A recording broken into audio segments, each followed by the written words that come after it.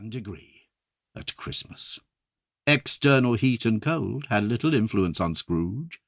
No warmth could warm, no wintry weather chill him.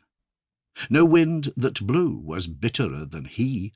No falling snow was more intent upon its purpose, no pelting rain less open to entreaty.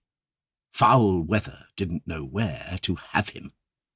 The heaviest rain and snow and hail and sleet could boast of the advantage over him in only one respect. They often came down handsomely, and Scrooge never did. Nobody ever stopped him in the street to say, with gladsome looks, "My dear Scrooge, how are you? When will you come to see me?" No beggars implored him to bestow a trifle. No children asked him what it was o'clock. No man or woman ever once in all his life inquired the way to such and such a place of Scrooge. Even the blind men's dogs appeared to know him, and when they saw him coming on, would tug their owners into doorways and up courts, and then would wag their tails as though they said, "No eye at all is better than an evil eye, dark master."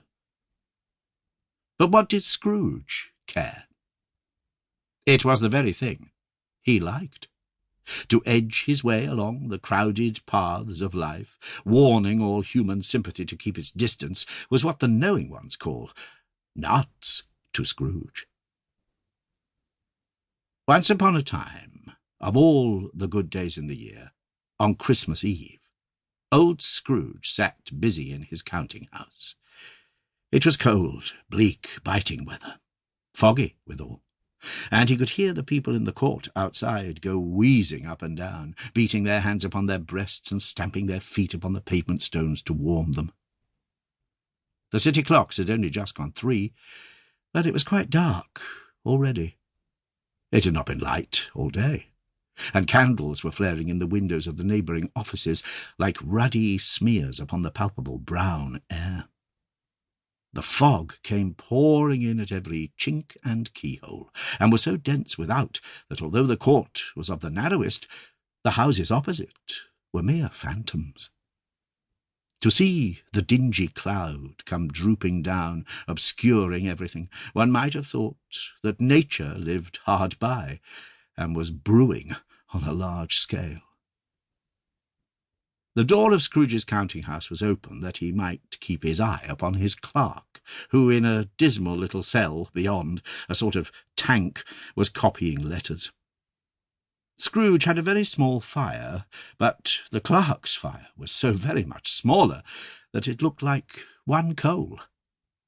But he couldn't replenish it, for Scrooge kept the coal-box in his own room, and so surely as the clerk came in with the shovel, the master predicted that it would be necessary for them to part. Wherefore the clerk put on his white comforter and tried to warm himself at the candle, in which effort, not being a man of a strong imagination, he failed. "A Merry Christmas, uncle! God save you!" cried a cheerful voice.